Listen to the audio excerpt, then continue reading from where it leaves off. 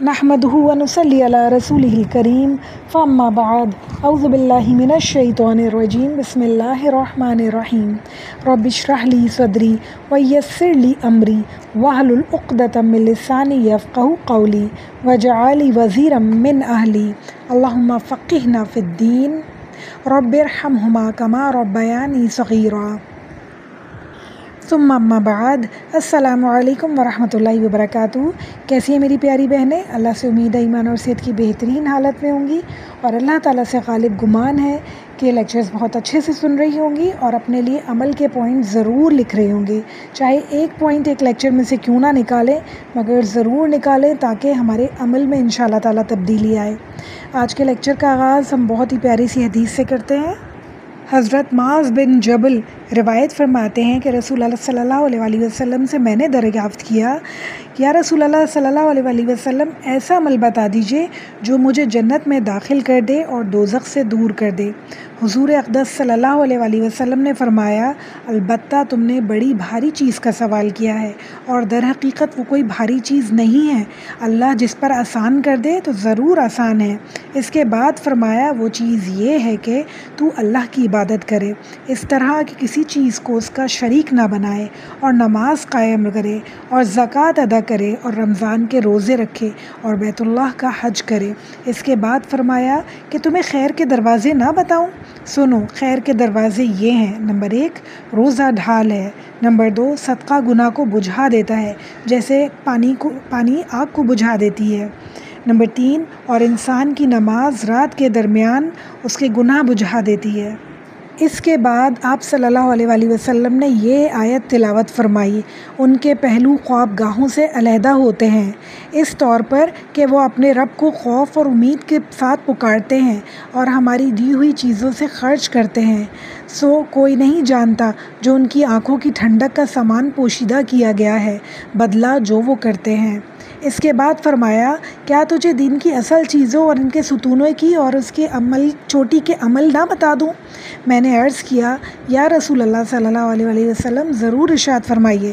فرمایا، دین کی اصل چیز اسلام ہے، یعنی حکم سن کر فرما برداری کے لیے آمادہ ہو جانا، اور دین کا ستون نماز ہے، اور اس کی چوٹی کا عمل جہاد ہے۔ پھر فرمایا، کیا میں تجھ کو ایسا عمل نہ بتا دوں جس کے ذریعے ان امور پر قابو پایا جا سکے؟ میں نے عرض کیا، یا رسول اللہ صلی اللہ علیہ وسلم ضرور بتا دیجئے۔ اس پر آپ صلی اللہ علیہ وسلم نے اپنی زبان مبارک پکڑ کر فرمایا، اس کو اپنے حق میں مصیبت بننے سے روکے رکھو۔ میں نے عرض کیا، کیا اے اللہ کے نبی صلی اللہ علیہ وسلم ہمارے بولنے پر بھی ہماری گرفت ہو سکتی ہے؟ اس کے جواب میں آپ صلی اللہ علیہ وسلم نے فرمایا، معاذ تم بھی عجیب آدمی ہو، لوگوں کے منہ کے بل دوزخ میں اوندھا گرا کے دیا جائے گا، وہ ان کی زبانوں ہی کی تو نتیجوں میں ہوگا۔ ترمذی کی حدیث ہے یہ۔ اس حدیث سے ہمیں کتنی ساری باتیں پتہ چلتی ہیں، نماز، روزہ، زکوٰۃ، جہاد، اور پھر تہجد کا حکم ہمیں ملا اس میں، اور پھر اللہ تعالیٰ نے جو بہت زبردست بات کی اللہ کے رسول صلی اللہ علیہ وسلم نے، وہ یہ تھی کہ اپنے زبان پہ قابو رکھنا ہے، زبان کی حفاظت کا حکم ملا ہمیں، کیونکہ زبان جو ہے بہت خطرناک چیز ہے۔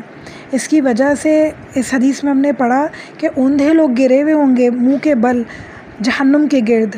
تو اللہ ہمیں بچائے اس برائی سے کہ ہم کسی کو بھی تکلیف دیں اپنی زبان سے، غیبتیں، چغلیاں، کسی بھی طرح کی برائیاں ہم کسی کے ساتھ کریں اور اپنے لیے آخرت میں بہت زیادہ گناہ جمع کر لیں۔ اللہ اس عمل سے ہم سب کو ہمیشہ بچائے انشاءاللہ۔ جب بھی ہم یہ عمل کرنے لگے تو فوراً سے ہمیں خیال آ جائے کہ ہم نے حدیث پڑھی تھی کہ زبان جو ہے بہت ہمیں سوچ سمجھ کے استعمال کرنی ہے انشاءاللہ۔ اب ہم اپنے لیکچر کی طرف آ جاتے ہیں۔ سورہ البقرہ پارہ نمبر 2 آیت نمبر 191 سے ہم آج اپنا آغاز کریں گے۔ 190 میں ہم نے دیکھا اللہ تعالیٰ نے قتال کا، جہاد کا حکم دیا تھا۔ 190 آیت میں ہم نے دیکھا کہ اللہ تعالیٰ نے کہا، لڑو ان لوگوں سے جو تم سے لڑیں۔ اللہ تعالیٰ زیادتی کرنے والوں کو پسند نہیں کرتا۔ تو ہم نے زیادتی پہ بات کی تھی کہ زیادتی کسی کے ساتھ نہیں کرنی چاہیے، اور جنگ کے دوران زیادتی کا کیا مطلب ہے، یعنی جنگ کے بھی کچھ اصول ہوتے ہیں، اور وہ اصول کیا تھے کہ عورتوں اور بچوں کو نہ مارا جائے، جانوروں کو نہ مارا جائے، درختوں کو نہ کاٹا جائے، اور لاشوں کی بے حرمتی نہ کی جائے۔ جب اسلام نیا نیا آیا تھا اس وقت اللہ تعالیٰ نے ایسے احکامات دیے تھے جو اس وقت کے لیے ضروری تھے. یعنی شروع میں جو احکامات تھے وہ اللہ تعالیٰ نے دیے تھے کہ اپنے ہاتھوں کو روکے رکھو. جو مکہ میں احکامات دیے تھے شروع میں وہ یہ تھے کہ اپنے ہاتھوں کو روکے رکھو. وہ اس لیے کہ اس وقت مسلمان بہت کم تھے اور طاقت بہت کم تھی، اور انہیں اپنی جو تعداد تھی اور طاقت دونوں کو بڑھانا تھا. تو اللہ تعالیٰ نے کہا اس وقت قتال کا وقت نہیں ہے، اس وقت اپنے ہاتھوں کو روکے رکھو. پھر مدینہ میں جب اللہ تعالیٰ نے دوسرا حکم نازل کیا تو اللہ تعالیٰ نے کیا کہ جو تمہیں مارے، جو تم سے لڑے تو تم اس سے لڑو. اس وقت غزوہ بدر واقع ہوئی تھی.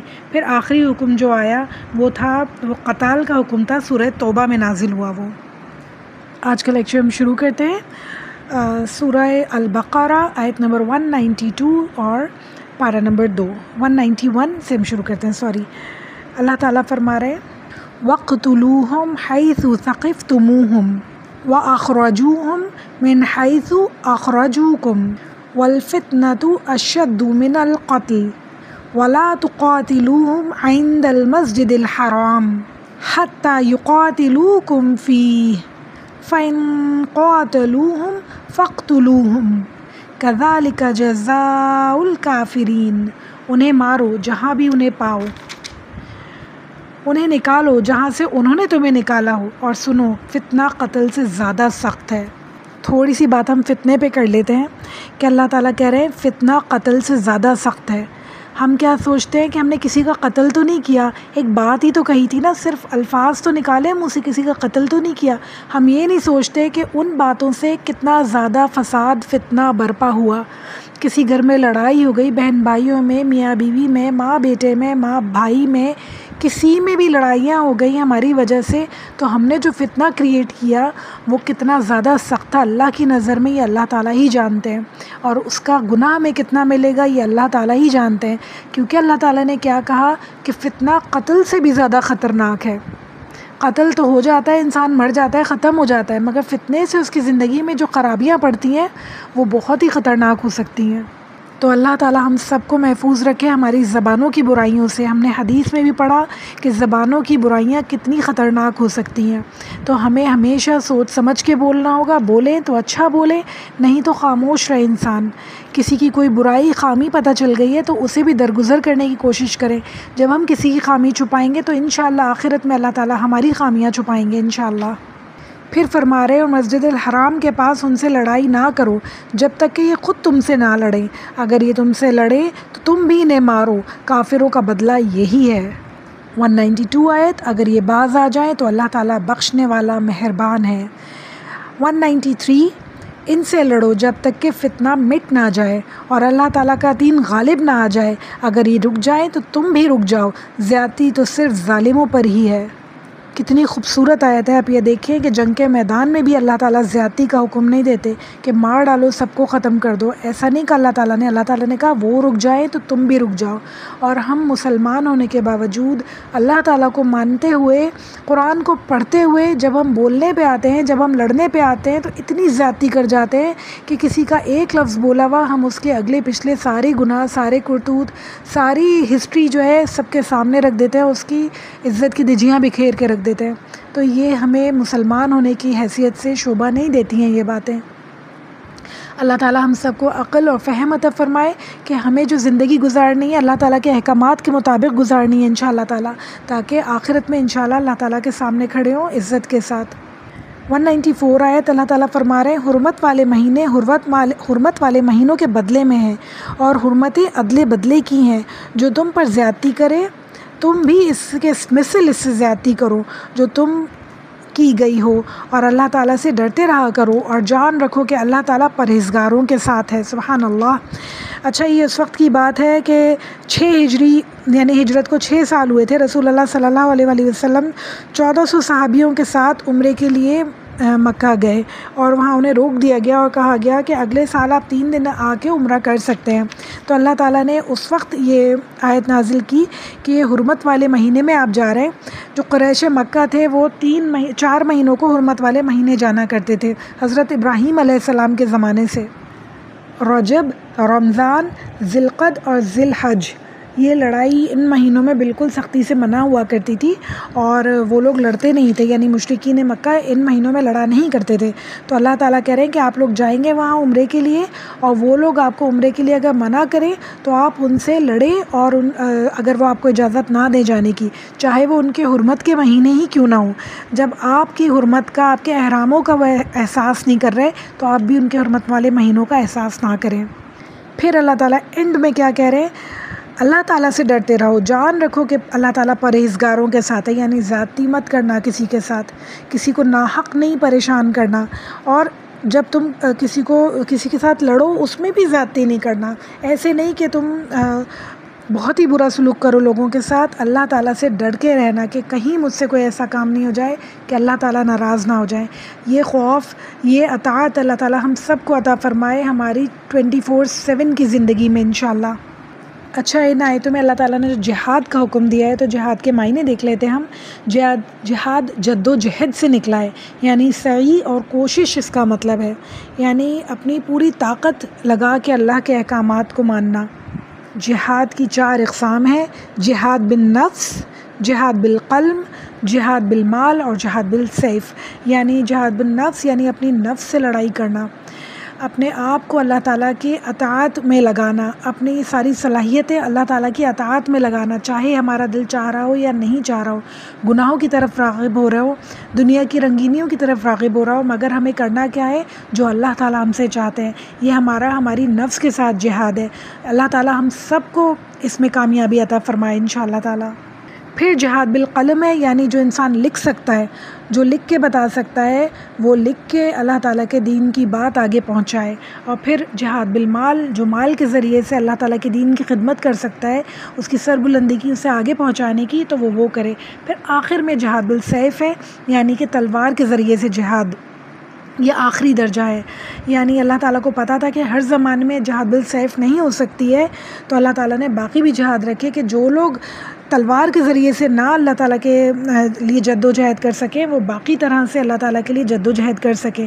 جو کچھ نہ کر سکے تو کم سے کم اپنے نفس کو برائیوں سے ضرور بچائے اور اللہ تعالیٰ کی اطاعت میں زندگی گزارے۔ یعنی آپ یہ دیکھیں کہ اگر ہم اپنے آپ سے لڑتے ہیں، یعنی اپنے نفس کو ہم برائیوں سے روکتے ہیں، تو وہ بھی ایک جہاد کی قسم ہے۔ ہم سب کو جہاد کے لیے دعا کرنی چاہیے کہ اللہ تعالیٰ ہم سب کو اپنے کاموں کے لیے جد و جہد میں لگا دے اور ہمیں شہید کی موت عطا فرمائے انشاءاللہ تعالیٰ۔ بستر پہ لیٹ کے بھی شہید کی موت آ سکتی ہے جب ہم ہر وقت اپنے جو نفس ہمارا برائیوں کی طرف راغب رہتا ہے، دنیا کی طرف راغب رہتا ہے، اسے روکتے رہیں گے، سنبھالتے رہیں گے اور اللہ کے راستے پہ لگے رہیں گے انشاءاللہ تعالیٰ۔ نماز پڑھنے کو دل نہیں چاہ رہا ہے مگر پڑھنی ہے، قرآن پڑھنے کو دل نہیں چاہ رہا ہے مگر پڑھنا ہے، نیکی کرنے کو دل نہیں چاہ رہا ہے، حسن سلوک کرنے کو دل نہیں چاہ رہا ہے، زبان سے اچھے الفاظ نکالنے کو دل نہیں چاہ رہا ہے، برائی کرنے کو، لڑنے کو دل چاہ رہا ہے، اسے بھی ہم نے روک رکھا ہے۔ یہ سب کام ہم کر رہے ہیں تو یہ ہم اپنے آپ سے جہاد کر رہے ہیں، اپنے نفس سے جہاد کر رہے ہیں۔ تو اللہ تعالیٰ جب ہم اپنے نفس سے جہاد کر رہے ہیں تو موت آئے تو ہمیں شہید کی موت بھی آ سکتی ہے، تو ہر وقت اپنے لیے شہادت کی موت طلب کریں انشاءاللہ تعالیٰ، اور جو ہم جہاد اپنے نفس سے کریں اللہ تعالیٰ اس میں ہم سب کو کامیابی عطا فرمائے انشاءاللہ۔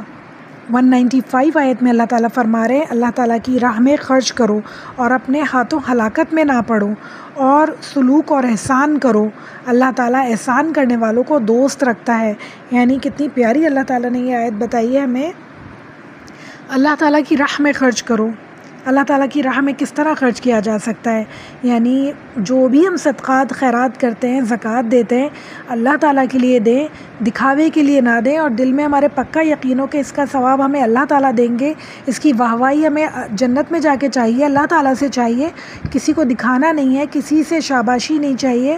تو انشاءاللہ تعالیٰ جو بھی ہم خرچ کریں گے، اپنی صلاحیتیں، اپنی توانائی، اپنا وقت، اپنی نعمتیں، جو کچھ بھی ہم اللہ کی راہ میں خرچ کریں گے انشاءاللہ تعالیٰ اس کا ثواب ہمیں لازمی ملنا ہے اللہ کے پاس۔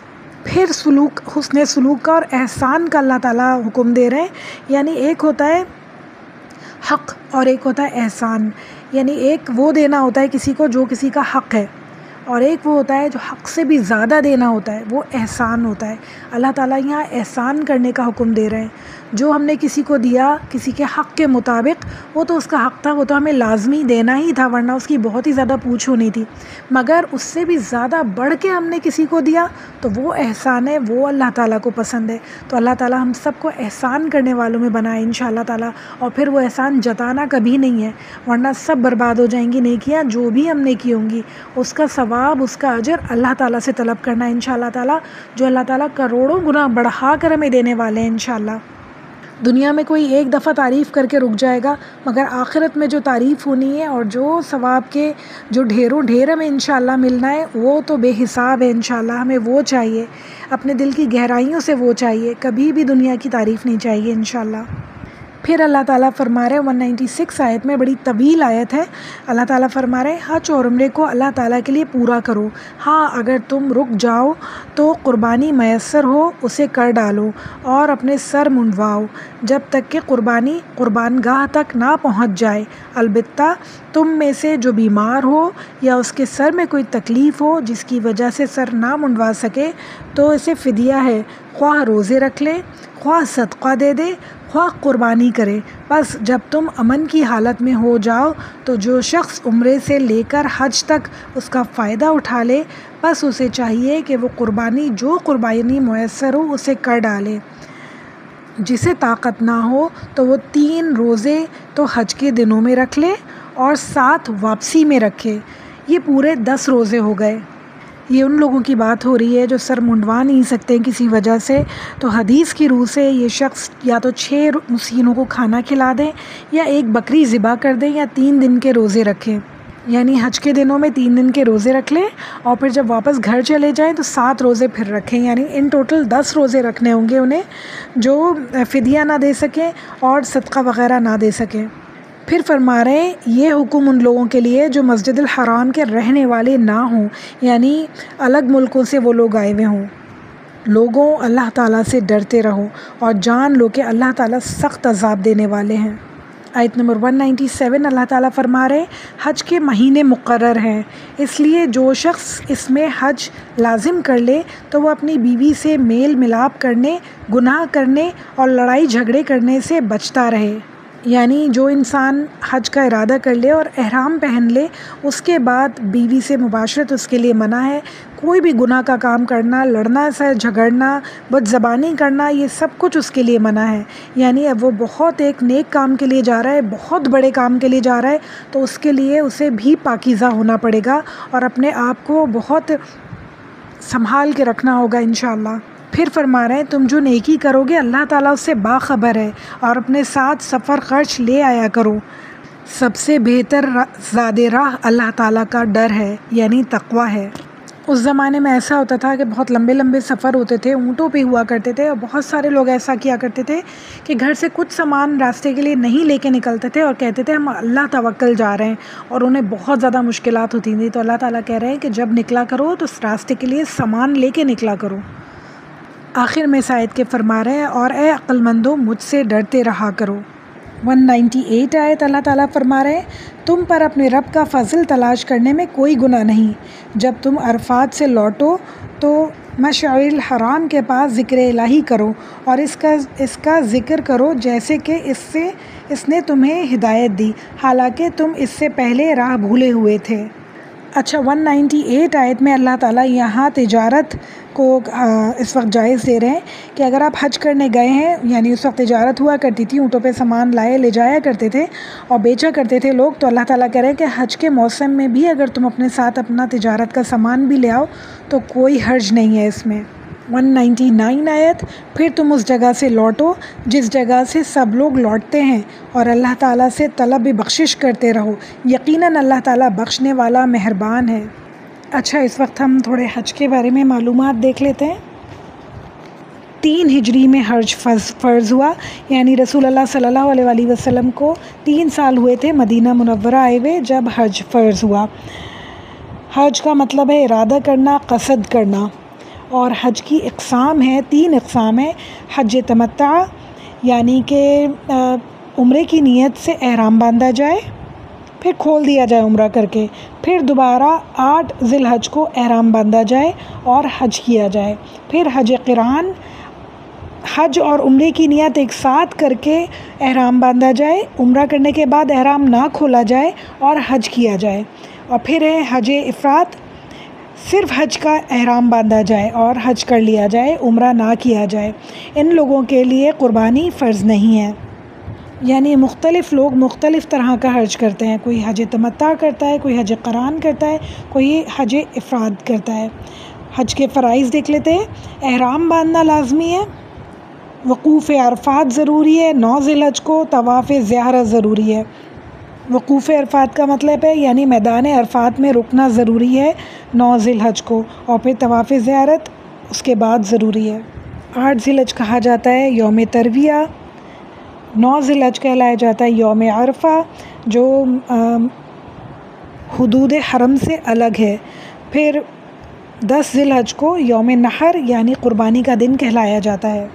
10 تاریخ کو پہلے دن بڑے شیطان کو کنکریاں ماری جاتی ہیں، آدمی اپنے سر منڈوا لیتے ہیں اور احرام کی پابندیوں سے آزاد ہو جاتے ہیں۔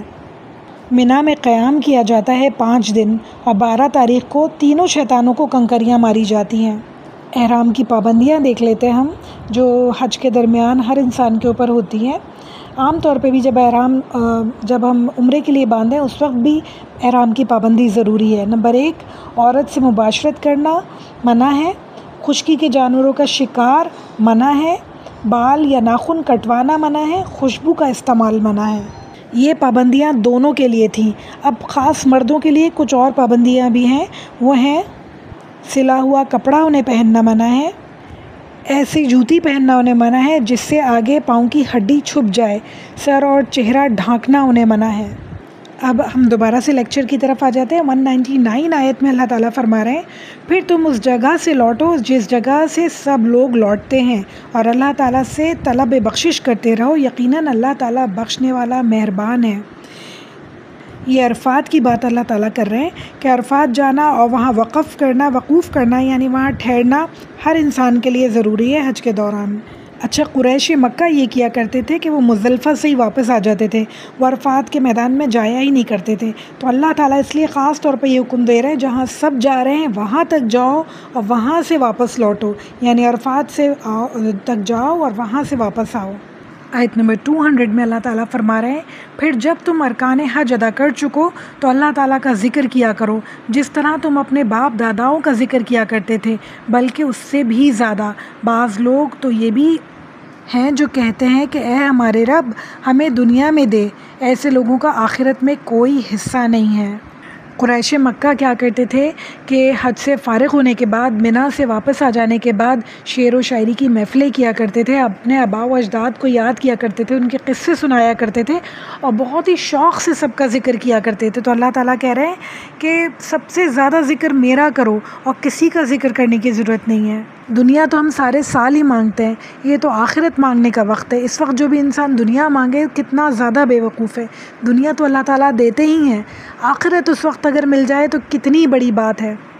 اور اب آ رہی ہے آیت نمبر 201 میں بہت ہی خوبصورت دعا جو اللہ تعالیٰ فرما رہے ہیں، وَمِنْهُمْ مَنْ يَقُولُ رَبَّنَا آتِنَا فِي الدُّنْيَا حَسَنَةً وَفِي الْآخِرَةِ حَسَنَةً وَقِنَا عَذَابَ النَّارِ۔ اور بعض لوگ وہ بھی ہیں جو کہتے ہیں اے ہمارے رب ہمیں دنیا میں نیکی دے اور آخرت میں بھی بھلائی عطا فرما، ہمیں جہنم کے عذاب سے نجات عطا فرما۔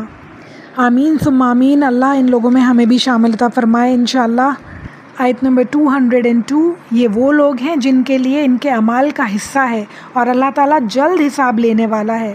دنیا میں ہمیں ایسا لگتا ہے کہ بہت لمبی دنیا ہو گئی، بہت لمبی زندگی ہو گئی، مگر جب ہم پلٹ کے دیکھتے ہیں نا تو ہمیں ایسا لگتا ہے کہ ابھی ہی کچھ دن کی بات تھی، میں تو بالکل چھوٹی سی تھی، پتہ نہیں اتنی جلدی اتنی بڑی کیسے ہو گئی۔ ابھی میں کلاس 2 میں تھی، مجھے یاد ہے اچھی طرح کیا کیا ہوا تھا، بہت ساری موٹی موٹی باتیں انسان کو یاد ہوتی ہیں، کلاس 5 کی بھی یاد ہے، میٹرک کی یاد ہے، انٹر کی یاد ہے، یونیورسٹی کی یاد ہے، اور ساری باتیں یاد ہیں۔ اس بات کو بھی 20 ایئرز گزر گئے اور جو ہے ہمیں وہ ساری باتیں ابھی تک اتنی اچھی طرح یاد ہیں، ایسا لگتا ہے کل کی سی بات تھی۔ ہم ہر انسان کے منہ سے سنتے ہیں۔ میں اپنے ابا جان سے اکثر پوچھتی ہوں کہ ابا جان آپ پیچھے مڑ کے دیکھیں تو زندگی کیسے لگتی ہے؟ کہتے ہیں حیرانی ہوتی ہے بہت، ایسا لگتا ہے ابھی تو میں جوان تھا، ابھی تو میں جاب کرتا تھا، کب ریٹائر ہوا، کب اتنا بوڑھا ہوا پتہ ہی نہیں چلا۔ ہر انسان کا یہی ہوگا. جب اسے موت آئے گی نا، وہ پلٹ کے دیکھے گا تو اسے اپنا بچپن نظر آئے گا کہ ابھی تو میں بچہ تھا، یہ اتنا وقت کیسے گزر گیا. جب ہم اپنے مصروفیات میں لگے ہوئے ہوتے ہیں نا تو ہمیں لگتا ہے کہ وہ بہت لمبی زندگی ہے، مگر جب ہم پلٹ کے دیکھتے ہیں، ہم کو کسی بھی عمر میں ہو ہم پلٹ کے دیکھیں تو ہمیں لگے گا پتہ نہیں کیسے ٹائم گزر گیا. تو مرنے کے بعد بھی انسان کو ایسے ہی لگے گا. تو ہم سب کو تیاری کرنی ہے انشاءاللہ تعالیٰ کہ جب ہم اس عمر کو پہنچیں اور ہم پلٹ کے دیکھیں تو ہمیں خوشی ہو کہ الحمدللہ ہم نے اللہ کی عبادت میں اپنی جوانی گزاری. اور جو جوانی کی عبادت ہوتی ہے نا وہ بہترین ہوتی ہے. اور اگر بڑھاپے میں انسان اللہ نہ کرے کہ ایسی حالت میں کہ وہ عبادت نہیں کر سکتا، تو اللہ تعالیٰ اس کی جوانی کی عبادت پہ اس کو ثواب عطا فرماتے ہیں. اچھا، اب ہم دیکھ لیتے ہیں کچھ حج کے فائدے. ہمیں حج سے ملا کیا؟ ہمیں یکجہتی ملی. الگ الگ ملکوں کے لوگ آئے ہوئے ہوتے ہیں، الگ الگ زبانیں بولنے والے لوگ آئے ہوئے ہوتے ہیں، اور کس طرح مل کے بیٹھتے ہیں، کس طرح مل کے کھاتے پیتے ہیں، اور کس طرح ایک دوسرے کے ساتھ رہتے ہیں. یہ بہت بڑی مثال ہے یکجہتی کی. پھر برداشت کا ہمیں مادہ ملتا ہے، ہمارے اندر برداشت پیدا ہوتی ہے. اتنے سارے لوگوں میں رہ کے کنٹرول کرنا پڑتا ہے اپنے آپ کو، اپنے نفس کو، اور خود بخود ہوتا ہے ایسا اللہ تعالیٰ کی خوشنودی کے لیے. اس وقت خود بخود انسان ہر چیز کو برداشت کر رہا ہوتا ہے. پھر عقیدہ آخرت بہت زیادہ پختہ ہوتا ہے حج کے درمیان. پھر اطاعت کا سفر جو ہوتا ہے اس میں انسان بہت ساری چیزیں سیکھتا ہے، بہت زیادہ اطاعت کرنا سیکھتا ہے. حج سے واپس آ کے بھی مہینوں تک، بلکہ کہیں تو سالوں تک انسان جو ہے اسی کیفیت میں ہوتا ہے جیسے وہ حج کر کے آیا ہے، اسے یاد رہتا ہے اور وہ اللہ تعالیٰ کی اطاعت میں رہتا ہے. پھر ہے جذبات کی تربیت، یعنی ہم اپنے نفس کو پیچھے چھوڑ کے اللہ کی راہ پہ چلتے ہیں. اپنی خواہشات کو پیچھے چھوڑ کے سب ایک ہی جیسے کپڑے پہن کے ایک ہی جیسے بستر پہ سو رہے ہوتے ہیں، ایک ہی جیسا کھانا کھا رہے ہوتے ہیں. کوئی امیر غریب کی اس میں فرق نہیں ہوتا، کوئی فرقے کا فرق نہیں ہوتا، سب بالکل ایک طرح رہتے ہیں. اور اللہ تعالیٰ انسان کے جذبات کی جو ہے تربیت کر رہے ہوتے ہیں. احترام، سب ایک دوسرے کا احترام کرتے ہیں، عزت کرتے ہیں کہ یہ اللہ کے مہمان ہیں، اللہ نے ہم سب کو بلایا ہے تو ہم سب کو انتہائی محبت اور احترام کے ساتھ ایک دوسرے کے ساتھ رہنا چاہیے. پھر ہے اجتماعیت، یعنی پوری دنیا سے مسلمان آئے ہوئے ہوتے ہیں اور ایک دوسرے کے بہن بھائی بن جاتے ہیں. اتنے دنوں میں جو 40 دن رہتے ہیں وہ سب ایک دوسرے سے اتنے زیادہ کلوز ہو جاتے ہیں کہ انہیں لگتا ہے کہ شاید ہم سب ایک ہی فیملی کے لوگ ہیں. تو اس طرح اللہ تعالیٰ اجتماعیت بڑھاتے ہیں مسلمانوں کے درمیان. 203 آیت میں اللہ تعالیٰ فرما رہے ہیں، اللہ تعالیٰ کی یاد ان گنتی کے چند دنوں میں ایام تشریح میں کیا کرو، یعنی 11، 12 اور 13 ذی الحج میں کیا کرو. ذکر الہی بڑھا دیا کرو. یہ بلند آواز سے تکبیرات اور مسنون دعائیں کرنے کا دن ہے. صرف ضروری نہیں ہے کہ نماز کے بعد، فرض نماز کے بعد ہی تکبیر کی جائے، اب اس کے علاوہ بھی تکبیرات کرتے رہیں ان دنوں میں انشاءاللہ. 2 دن کی جلدی کرنے والوں پر بھی کوئی گناہ نہیں، اور جو پیچھے رہ جائے اس پر بھی کوئی گناہ نہیں. اچھا، یہ بات جو ہو رہی ہے یہ رمی کی بات ہو رہی ہے. جمرات کو کنکریاں مارنا 3 دن افضل ہے، مگر اللہ تعالیٰ یہاں فرما رہے ہیں اگر کوئی 11، 12 ذی الحج کو بھی کنکریاں مارے اور منی واپس چلا جائے تو اس میں بھی کوئی حرج نہیں ہے. یہ پرہیزگاروں کے لیے ہے. اور اللہ تعالیٰ سے ڈرتے رہو اور جان رکھو کہ تم سب اسی کی طرف جمع کیے جاؤ گے. 204 آیت اللہ تعالیٰ فرما رہے ہیں، بعض لوگوں کی دنیاوی غرض کی باتیں آپ کو خوش کر دیتی ہیں اور وہ اپنے دل کی باتوں پر اللہ کو گواہ کر لیتے ہیں، حالانکہ دراصل وہ زبردست جھگڑالو ہے.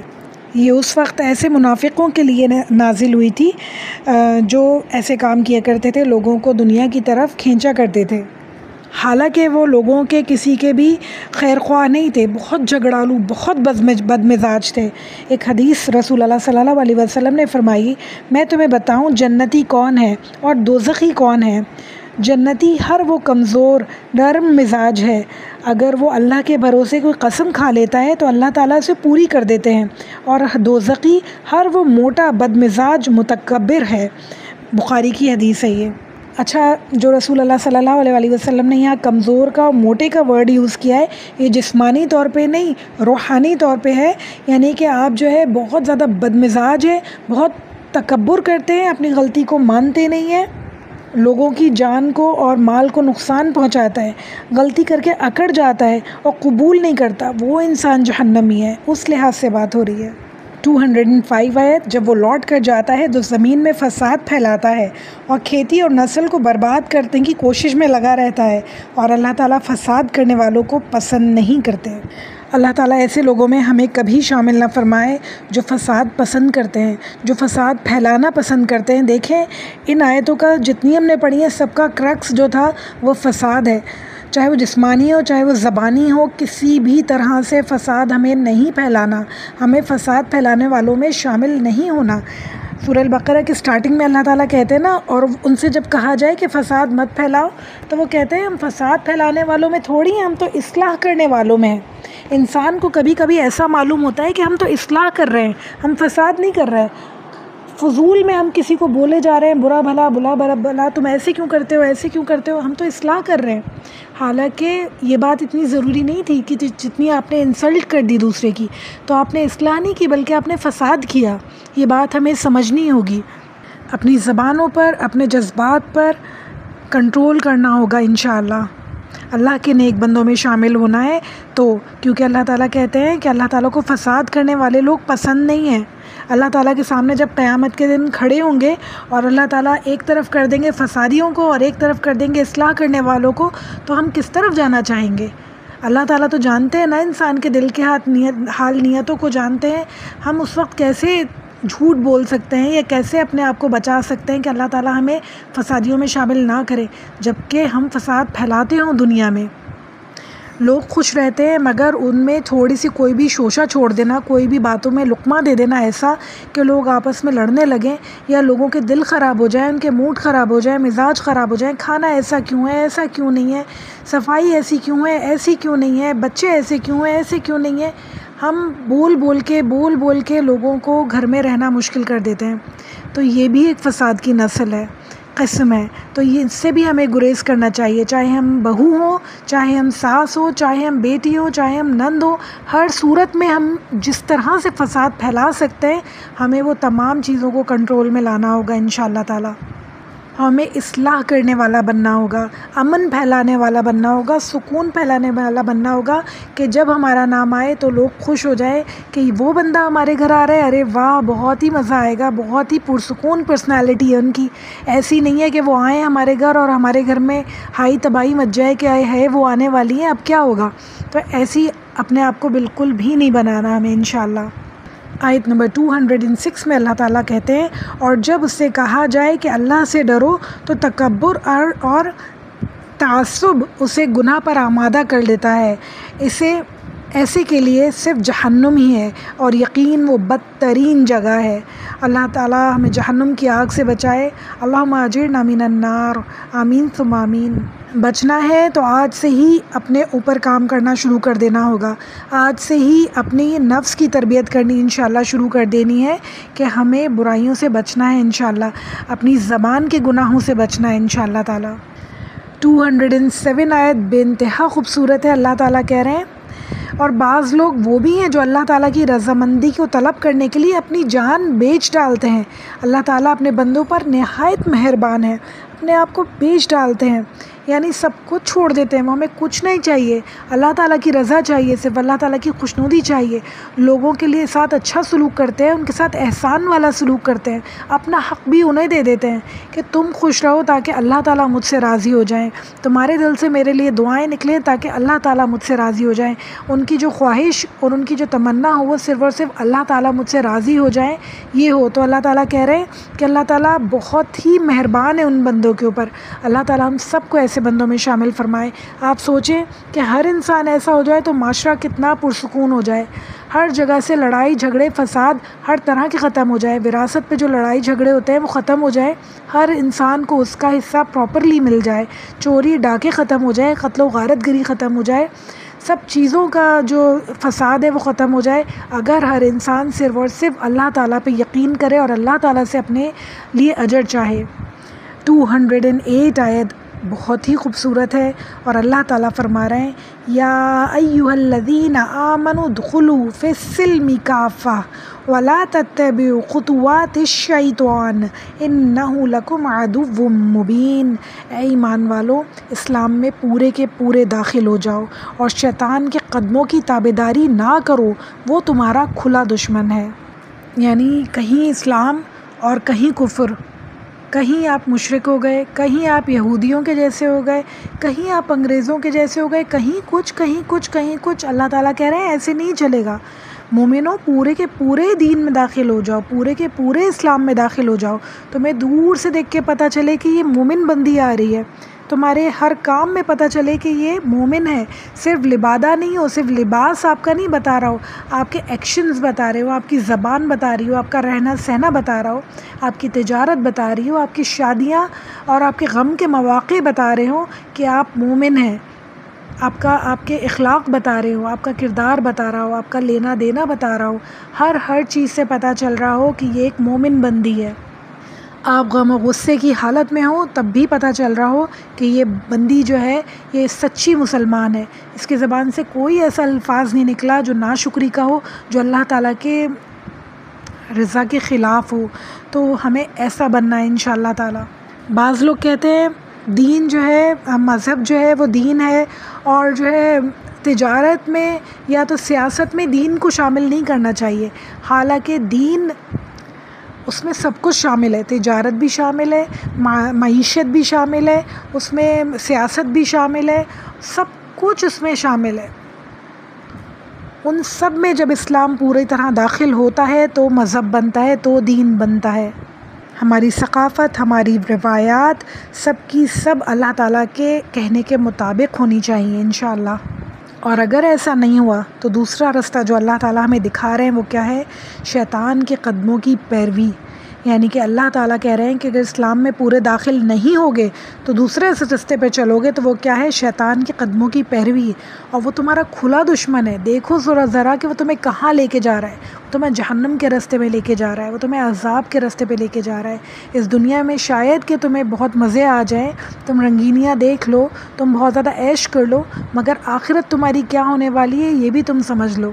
اور جتنی بھی رنگینیوں میں انسان کھو جائے، جتنے بھی دنیا میں مزے کرنے لگے، دل بے چین ہوتا ہے، اس کا دل مستقل اسے ملامت کر رہا ہوتا ہے کہ دیکھو تم غلط کر رہے ہو، دیکھو تم غلط کر رہے ہو۔ انسان کو سکون نہیں مل رہا ہوتا، یعنی وہ اس مزے کو بھی پوری طرح انجوائے نہیں کر پا رہا ہوتا، اندر سے دل مستقل ملامت کر رہا ہوتا ہے اس کا، مگر پھر بھی وہ نہیں سنتا اور لگا رہتا ہے، اور پھر آخر میں انجام بہت بھیانک ہوتا ہے۔ تو اللہ تعالیٰ ہم سب کو شیطان کے قدموں کی پیروی کرنے سے بچائے انشاءاللہ۔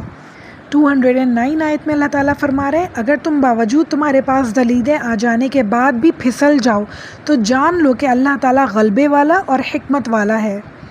یعنی ساری باتیں کھول کھول کے بتا دی اللہ تعالیٰ نے۔ اب اس کے باوجود بھی تم اللہ تعالیٰ کی باتوں پہ عمل نہیں کرو اور برائیوں میں ملوث رہو، گناہوں میں ملوث رہو، تو اللہ تعالیٰ کہہ رہے ہیں کہ اللہ تعالیٰ بہت حکمت والے ہیں، بہت غلبے والے ہیں، سب کچھ کر سکتے ہیں۔ ہمیں دعا کرتے رہنے چاہیے، جس کو بھی ہم دیکھیں کہ اللہ تعالیٰ سے دور ہے وہ انسان، تو ہمیں اس کے لیے بہت زیادہ دعا کرنے کی ضرورت ہے، بہت زیادہ دل کی گہرائیوں سے تکلیف کے ساتھ دل کی دعا کرنے کی ضرورت ہے کہ اللہ تعالیٰ اسے ہدایت دے دے تاکہ یہ شیطان کا راستہ چھوڑ کے رحمان کے راستے پہ آ جائے اور جہنم سے نکل کے جنت کے راستے پہ چل پڑے انشاءاللہ تعالیٰ۔ اس کا فائدہ ہمیں بھی کیا ہوگا کہ ہمارا دل نرم ہوگا انشاءاللہ تعالیٰ، اور دوسرا یہ کہ ہم دوسرے کے لیے اپنی زبان سے جب دعا کریں گے تو فرشتے پیچھے ہمارے لیے دعا کریں گے کہ اللہ تمہیں بھی بہترین ہدایت دے انشاءاللہ تعالیٰ۔ ہم ان کی نسلوں کے لیے دعا کریں گے تو فرشتے ہماری نسلوں کے لیے دعا کریں گے انشاءاللہ۔ تو ہر انسان کے لیے جس کو بھی آپ دیکھیں کہ اللہ کے راستے سے بھٹکا ہوا ہے، اس کو یہ کہنے کے بجائے کہ یہ تو جہنمی ہے، اس کا لباس دیکھو، اس کا اٹھنا بیٹھنا دیکھو، تمیز ہی نہیں ہے، پتہ نہیں کہاں سے اور کون سے ماں باپ کے بچے ہیں، اس طرح کی بری باتیں مسلمانوں کے لیے نکالنا ہمیں شوبھا نہیں دیتی ہیں، بلکہ ان کے لیے تکلیف ہونی چاہیے ہمیں کہ اللہ انہیں ہدایت دے، ان بچوں کو ہدایت دے۔ اتنے پیارا اللہ تعالیٰ نے انہیں بنایا، تو یہ کوئی جہنم میں جانے والے حسن تو نہیں ہے، یہ تو جنت میں جانا چاہیے ان کو۔ اتنے پیارے بچے ہیں، انہیں جنت میں جانا چاہیے۔ اللہ تعالیٰ آپ ہدایت دینے والے، انہیں بہترین ہدایت عطا فرمائیے۔ آپ ہر کسی کو ہدایت دینے والے ہیں، آپ ان کے دل میں بھی نیکی ڈال دیجئے اور انہیں ہدایت دے دیجئے۔